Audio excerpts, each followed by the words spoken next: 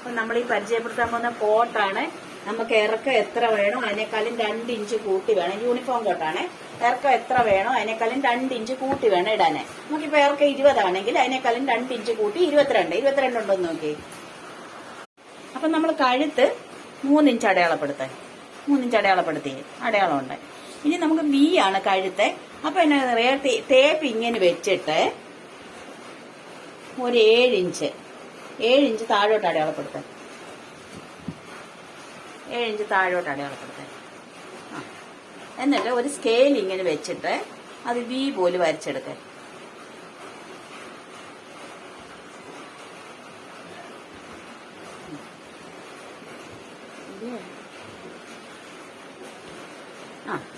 ഇനി നമ്മൾ ഷോൾഡർ ആണ് അടയാളപ്പെടുത്താൻ പോകുന്നത്. 4 ഇഞ്ച്.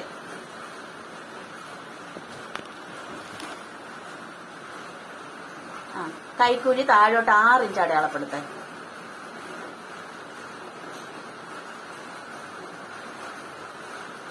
ഇനി നമുക്ക് വണ്ണം അടയാളപ്പെടുത്തേണ്ടത് 10 ഇഞ്ചാണ്. തുണി 4ആയിട്ട് മടക്കി ഇട്ടിരിക്കുന്നതുകൊണ്ട് 10 ഇഞ്ച്. 30 ഇഞ്ച് വണ്ണമാണെങ്കിൽ അതിൻ്റെ കൂടെ 10 ഇഞ്ച് കൂടെ കൂട്ടി 40. അപ്പൊ തുണി 4ആയിട്ട് മടക്കി ഇട്ടിട്ട് 10 ഇഞ്ച് എടുക്കാം. 10 മതി, അത് കൂടുതൽ വരില്ല.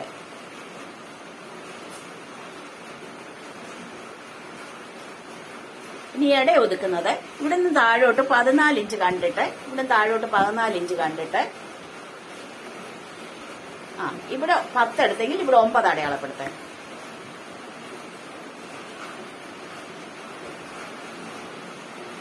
ഇനി അത് തന്നെ അങ്ങ് താഴോട്ട് പോയിക്കോ.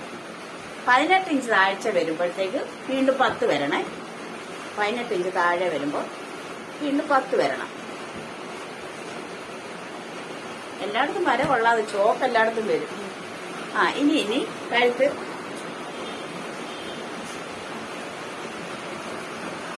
വരച്ചിട്ടിരിക്കുന്ന കോട്ടിനായി വരച്ചിട്ടിരിക്കുന്നത്. ഇനി നമ്മൾ പുറയിലത്തെ കഴുത്ത് കോളർ ഉള്ളതല്ലോ, അപ്പൊ ഒരു 3 ഇഞ്ച് ഇറക്കിക്കോ. ഷർട്ടിന്റെ ടോപ്പിന് കോളർ ഉള്ളത് കൊണ്ട് ഇതിന് കോളർ വെക്കണ്ട. അപ്പൊ ഇതൊരു 3 ഇഞ്ച് താഴോട്ട് ഇറക്കിക്കോ. ഈ 3 ഇഞ്ച് അകലത്തില് ഈ 3 ഇഞ്ച് താഴോട്ട് ഇറക്കിക്കോ.